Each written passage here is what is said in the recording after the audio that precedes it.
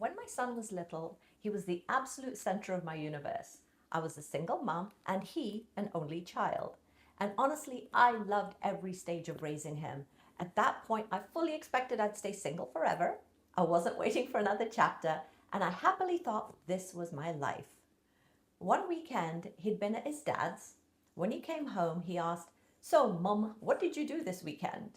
And without thinking, I smiled and I said, "I waited for you." He looked at me and he quietly said, "Mum, that makes me feel bad." It stopped me in my tracks. Because I'd meant it as love, he'd heard it as a responsibility.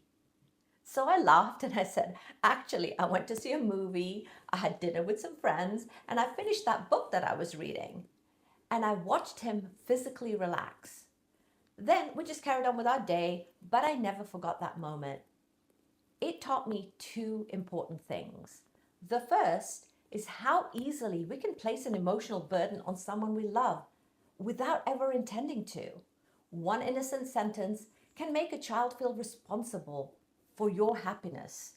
That was never what I wanted for him or for anyone. The second lesson took me much longer to understand.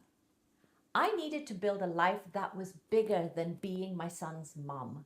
Not because I didn't love him any less, but because one day he was going to build a life that was bigger than being just my son.